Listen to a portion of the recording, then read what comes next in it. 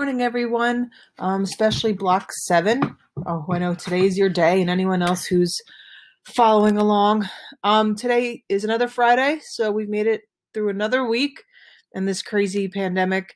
Today's May 8th, 2020, and we're also celebrating the 136th birthday of former President Harry Truman, former World War I veteran from Missouri. And we have a bit of a World War II theme today. He was president during the end of World War II. I'm trying to wear patriotic colors and old clothing to support the cause. All right, so today from the New York Times. So today the U.S. jobs report is going to offer clear data on the economic toll that this pandemic has had on our economy. So we know that the unemployment numbers come out every Thursday, but this is going to give more clear data. And my phone notifications are showing that that's just starting to come out now. That unemployment as a whole is that 14.7% of the people that want to work is out of a job. And that's highest since the Great Depression, where the numbers were at 16%. So we want to try to make sure it doesn't keep increasing. It's going to give other data as well, include people who maybe did not lose their jobs, but they have now less hours, so it's still affecting their financial status and things like that. And we also have an unfortunate theme of racial problems in the news of the past day or two. Yesterday, if you saw the video, it was reporting how in England that while Black people there are only 3% of the population, they represent 6% of the coronavirus deaths, and why they think that is. Local news today is that 40 people were arrested in New York City for not complying with social distancing, and 35 of those 40 people were Black. And people are alleging that this is discriminatory, that when white people were at parks and places, the cops were actually giving out masks, whereas where Black and Hispanic people were congregating, they were getting arrested. Now, Mayor Bill de Blasio says that the police were acting as they should with these arrests, but it's something we need to pay attention to, something you may want to check out the New York Times today.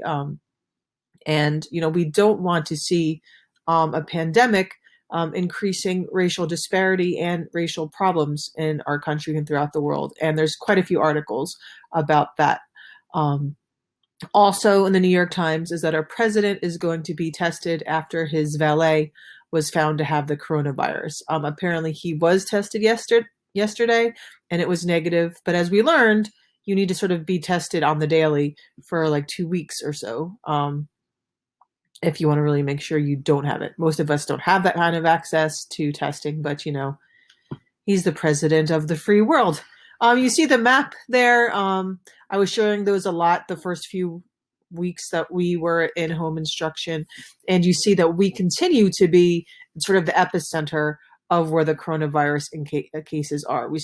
Our numbers are still pretty high in New Jersey, and if you see some areas relaxing restrictions, but we're not, and you're wondering why, it's basically because of that big red circle that we live under. Okay, now for the BBC News, what I was just talking about, the United Nations, who we're going to learn a bit more before the year ends, they said that this pandemic has unleashed a tsunami of hate and xenophobia, and that's something we need to do something about. They said there's a lot of hate crimes against foreigners in various countries, especially Asian immigrants who are getting blamed for this virus unfairly. They said there's an increase in hate crimes against Jewish people and against Muslims. So remember what we learned at the beginning of the year, 9/11, and the increase of hate crimes after that. Are we seeing this pattern, right? We're supposed to be learning from mistakes and 9/11 wasn't even that long ago. So something, once again, we need to be aware of and mindful of and do our best to combat against. Now, what I guess would be good news is that today is the 75th anniversary of VE Day. And we're going to learn about World War II before this year ends. Now, VE Day means victory in Europe. The whole war was not over yet. You may know that like the atomic bombings of Japan were not even until August, right? But so we had the end of the war in Europe now. And lots of people were celebrating because World War II, as we know, was very destructive and millions of people died. I don't know if you're going to see much about this in the United States today. There were supposed to be celebrations throughout Europe for this, but obviously because of this pandemic, they're not really going to have all those celebrations. But the UK, the royal family, is still finding a way to lead tributes. Remember, they're 5 hours ahead in the UK, so maybe you can already see what they've done or what they're doing. So, you know, be mindful of that. If you still know any World War II veterans, there's not many left, unfortunately. You may want to thank them for their services today. Now, this last article from the BBC, it was not even on the front page of the New York Times. I would imagine it's in there somewhere, but it's this very disturbing story coming out of the United States. I believe the state is Georgia, about a gentleman, Ahmaud Arbery, who was out running. And you guys know, as a coach of running for many years, that's something people do, right? It's something people are encouraged to do. It's something you should do to stay healthy, especially in this pandemic. But he was shot and killed by a father and son. The son was an adult while he was out running. And there is a video there. If you've seen it, you know, you saw how awful it was. If you haven't seen it, you know, be prepared to cry, to be angry. But basically, these two men who killed him were not in trouble for about 2 months. They thought he was someone responsible for these robberies, which he was not. And now with social media, right? Social media has caused so many negative things, but I guess a positive is that they sort of are bringing these men to justice, and they were just finally arrested.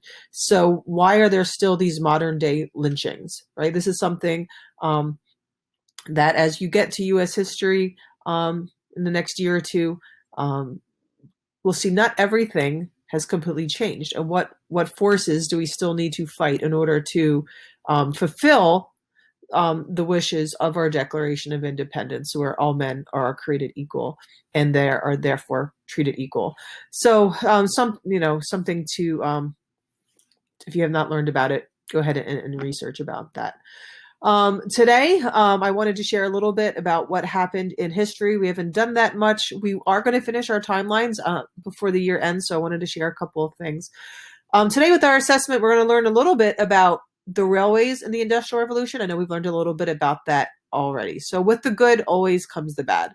And in 1842, there was the Versailles rail incident in France. So there was basically, they were honoring someone as a saint on this day. So people from Paris went to Versailles and then they were going back. So if I remember the story, the axle on the front of the train went bad and it caused it to stop working and then caught the fire, and then the train sort of bumped into it behind it and that fire spread. I'm probably not explaining this exact, you can read, but it's something to do like that. Now at the time, it was also a common procedure to lock the people in the train cars. Obviously this was not good because then people were trapped in these trains to their death. So they believe between 52 and 200 people. I know that's a big difference, but that many people were killed. This was the deadliest railway accident at the time. Now, there were religious groups who noted that this was on a Sunday and it was their punishment for traveling on a Sunday. Scientists would explain this more because of something called metal fatigue. So for you engineers out there, you may want to learn about that and how metal fatigue caused this axle to break, and why now, as railways carry not just cargo but people, why that needs to be investigated more. So you see the image on the left, the colorful one, is actually German. You can see the German writing there. The one to the right, now this is weird. When I was looking this up last night, This is from like a greeting card. So I guess like they would take news and make them into greeting cards to share people like, hi, I live near where this happened. And I thought that was so like bizarre. Like, can you imagine like us sending, cards to the friends, I don't know, like of people all in masks or something like, yeah, we have COVID. Like, I don't know. It's just, different times, different ways people, um, conveyed messages to one another. All right, so now let's go to this part. This part is where everyone's fast forwarding to. Let's be honest. Did you listen to my news? Did you see what happened on this day in history? Okay, today's assessment, that's what you're probably concerned about. So most of you have been doing very well. I'm going to finish this weekend putting in the project grades for the poetry month, but if you've done that and if you've done the classwork, you guys know you're doing well. Or you want to keep doing well. So that is today's assessment. And if you're not doing well, this assessment is a big way to boost your grade. So you guys know we don't do standard tests in here usually, but these count as a test. So today's test grade is actually going to be an actively learn. So what you're going to have to do is go to actively learn. And there are questions on the Industrial Revolution. So it's information that should be familiar to you from what we've learned in this unit. But what's happened is it gives you documents. It gives you data. You're not reading letters. You're looking at tables. This was the population at the time. This is the amount of railway at the time. This is the amount of things that were produced at this time. I'm going to use those numbers to help you with the answers. Now, we know data is important. Numbers are important. As historians, you know that numbers don't tell the whole story, right? This is not going to tell you about the pain of losing someone to cholera, or getting your hand chopped off in a factory, or being a child laborer and not being able to go to school. But the numbers do tell part of the story as well. So that's why this is important. A lot of these are multiple choice questions, all right? Take your time. Some of these are short answer questions. Please remember that all short answer questions are scored from like 1 to 4, like our standard. So you could get like a 0, which means you just don't answer it. Don't do that. 1 is basically wrong. A 2 is like basic. 3 is, yeah, you got this. Good job. And 4 is like, wow, like you went above and beyond. The more 3s and 4s you get, the better your grade will be. So let me give you guys a few suggestions. My suggestion is to take your time. All right, for the people who did it yesterday, some people rushed through and did it in 20, 25 minutes. Most of them did okay. Okay. If you want to do better than okay, most of those students took about 45 minutes to an hour. The luxury of block 7 is that this is not due for you until Monday evening. So you have all day Friday, Saturday, Sunday, and Monday. I don't recommend putting it off to the last minute. Don't keep that weight on your shoulders. But maybe start today. You don't have to finish it. Okay? This is a test you can take at your leisure. If you don't understand something, or you just want to hey, I'm thinking about this short answer, but I want to go for a walk. I want to go eat some snacks. I want to come back to this. You have that option to do it. Now, I cannot stop you guys from talking to each other, from talking to family members, from answers, from looking things up online, right? I use your honor system to not just ask people like, hey, what is this answer, right? But if you talk about it, do it the way I ask you guys in class. Talk about things by together coming to an answer, and then not just copying one from another. I also want to give you the suggestion. You have all these resources at your hands. Really, all the information you need is here. I give you all the tables. I give you a few links to things. Any outside research, be careful that you're not plagiarizing. The biggest way people lost points yesterday is plagiarizing. I'm pretty quick. I've been at this teaching thing for a while. I can notice when that does not look like that's something from the information that's here. It does not sound like your own words. And a quick Google shows me, the website of the top 10 ways the trains changed society, or things like that. So just please don't do that, and then you lose all credit for a point. If you have a question, you can email me. I'll be on my email today. I won't be on it constantly over the weekend, but I will check a couple times. I can't give you the answer. I can't tell you, yes, that's right, no, that's wrong. But if you're confused about the wording, or you're just having trouble finding something on here, I'll do my best to answer you. Okay, the people that did it yesterday, I've had no failures. Like I said, the people that did it real quick, you're looking into like a C to a low B. But if you know, it may take you about an hour or so if you really want to excel.